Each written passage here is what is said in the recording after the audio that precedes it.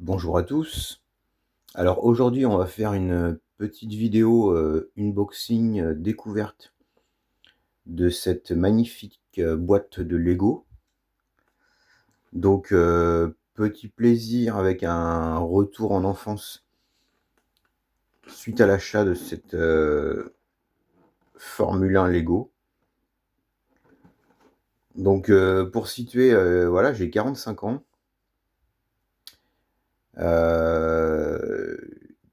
Étant enfant, je jouais beaucoup au Lego et j'ai pas acheté de Lego, on va dire.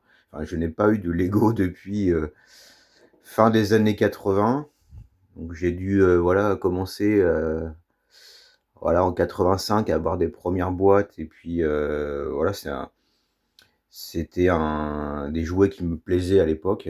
Et j'ai dû commencer par les Lego de l'espace. Et puis voilà, et après finir par des Lego techniques. Donc peut-être que voilà, on va dire qu'en 90, j'avais dû avoir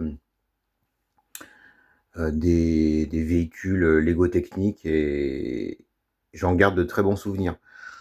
Donc là, on va découvrir cette Formule 1. Donc ce qui m'a fait acheter cette boîte, c'est déjà parce que j'aime bien la F1, j'ai toujours suivi la F1 et ce côté un petit peu nostalgique Lego. Donc c'est une Williams Renault de Nigel Mansell, donc c'est la FW14B qui a gagné le championnat du monde 1992. Voilà, donc un modèle plutôt mythique qui avait, je sais pas, j'ai pas le détail, mais qui avait quand même gagné pas mal de courses lors de la saison.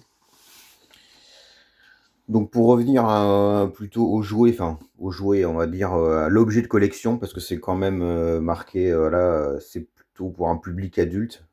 18+, je suppose que c'est l'âge. Donc c'est dans la série Icons, donc j'ai regardé vite fait sur leur site. Donc série Icons, c'est tout un tas de modèles, alors il n'y a pas que des véhicules, ça peut être de l'architecture, il y a la Tour Eiffel, j'ai vu qu'il y avait le Titanic, il y a aussi une Lamborghini, enfin voilà, c'est des modèles plutôt de collection, on va dire, que jouets. Donc pour revenir à la Williams, donc il y a quand même à peu près 800 pièces, enfin 799 exactement. Donc ça devrait être sympa. Ils ont mis le personnage donc avec la combinaison de Nigel Mansell. Ils ont même dessiné sur le visage, ils ont fait la moustache. Ce qui est assez sympa. Et le casque aussi, donc soit on met les cheveux, soit voilà, on peut mettre le casque. Et ils ont le casque représente, ouais, il représente le modèle réel. Donc j'avais vu, alors la F1, j'avais déjà vu une McLaren, donc c'était l'année dernière. J'étais allé au Lego, enfin j'étais à Bordeaux et on s'était arrêté au Lego Store et ils avaient exposé la McLaren Honda de Senna. Donc sur le même principe, même dimension, avec le personnage de Senna et le casque jaune. Mais ce qui m'avait freiné, c'est que Lego avait monté, enfin ils avaient mis les roues arrière de la même dimension que les roues avant. Ce qui fait qu'on avait des roues avant identiques à celle-ci et ils avaient mis des roues arrière, pardon, étroites. Donc ce qui donnait vraiment un aspect, enfin voilà, en tant que si on aime la F1, enfin ça faisait vraiment moche quoi. C'était pas du tout réaliste, ils sont pas emmerdés à faire des pneus plus larges, alors que là sur la Williams, là ils ont corrigé le tir. Je pense que beaucoup de fans ont dû se plaindre et il me semble avoir lu sur le net que voilà, là ils ont mis des pneus différents et plus larges à l'arrière. Donc voilà, déjà bien plus sympa. Ce que j'aime bien aussi dans cette F1, c'est les couleurs, 3 couleurs, bleu, jaune, blanc. Ils ont mis, alors je suppose que c'est les stickers, sur les pièces, pas mal de sponsors. On retrouve Canon, Goodyear, voilà, Elf, Renault. Donc ça donne un côté assez réaliste. Bon, il n'y a pas tous les sponsors, il n'y a pas Camel. Normalement, c'est Camel, la marque de cigarettes. Bon, ils n'ont pas forcément C'est vu les lois, bon, c'est plus possible aujourd'hui de mettre des marques de cigarettes sur des jouets ou sur des objets de collection. Donc on va ouvrir la boîte. Faire ça en lavage, je n'avais pas présenté la partie arrière, donc il y a un petit support. On voit qu'il y a un petit support de présentation, c'est pas mal. On voit aussi qu'on peut enlever le capot. Le capot moteur, donc il y a quand même pas mal de détails au niveau du moteur. Donc ils ont essayé de représenter le V10 Renault. On voit avec les soupapes là. Ah oui, il y a les dimensions. Donc dimension 31 cm de long, la voiture, par 15 de large. Donc ça fait une belle pièce. Je dirais que c'est un peu plus grand que du 1/18e. Pour ceux qui font un peu de collection de voitures miniatures. Alors l'ouverture, comment ça se passe? Est-ce que c'était... Ce que je suis curieux de voir, c'est par rapport à moi, à mes souvenirs d'enfance. Comment c'est aujourd'hui, niveau packaging. Je me souviens que c'était des sachets en plastique transparents. Essayer de l'ouvrir proprement.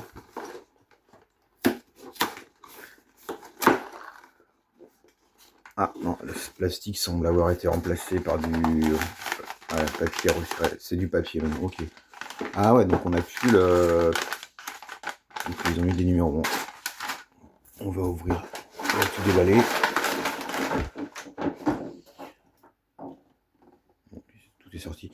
Bon alors déjà, première impression, c'est beaucoup plus fade qu'avant. Hein, avant, on avait c'était des sachets transparents en plastique avec des petits trous, plein de petits trous, je me souviens. Et voilà, on avait tout de suite, là on voit rien, on voit pas à travers, c'est pas ouf. Mais bon, c'est dans l'air du temps. Donc là on est sur du papier recyclable, je suppose. Pas le choix. Bon, dans le modélisme, bon bah, vous savez, voilà, je fais des vidéos de modélisme, vous avez pu remarquer sur ma chaîne, c'est pas dans le même état d'esprit. Mais bon, on n'est pas non plus sur les mêmes fabricants, c'est pas le même volume entre Lego et puis des marques de modélisme. Donc là, eux, ils sont vraiment obligés de se plier à la tendance écolo, on va dire, du moment. Donc on a des numéros. Donc du coup, ça va faciliter le montage. Ou alors moi, ce que je vais faire, c'est pour le montage, je vais faire ça à l'ancienne. J'ouvre tout, je mélange tout, c'est le plaisir de chercher les pièces. Mais je cherche la notice. Ah voilà, ok. Donc les stickers, donc ça confirme bien que c'est des stickers. Ah, donc c'est quand même bien fourni. C'est plutôt pas mal. Bah, les roues, donc ouais, ah oui, effectivement, j'ai une F1 miniature à l'échelle 1/18e, je pourrais mettre à côté. Enfin voilà, c'est un peu plus gros quand même. Donc les roues sont plutôt bien finies. La notice qui est assez conséquente, hein, il y a pas mal de pages. Ah oui, de près de 200 pages. Je commence par la fin, ouais, donc le listing des pièces. Voilà. Donc ouais, quand même 800 pièces, donc il y a quand même voilà 200 étapes de montage. Donc ouais, on voit que l'intérieur est bien détaillé. J'ai vu aussi sur la boîte que on a les roues directionnelles avec le volant qui tourne, donc il doit y avoir un petit peu de... Alors on n'est pas sur du Lego technique, mais il y a peut-être un petit peu de mécanique. Ok, voilà. Bon, voilà, c'est pour cette petite découverte, unboxing de la Williams Renault Lego. Merci d'avoir regardé la vidéo. À bientôt.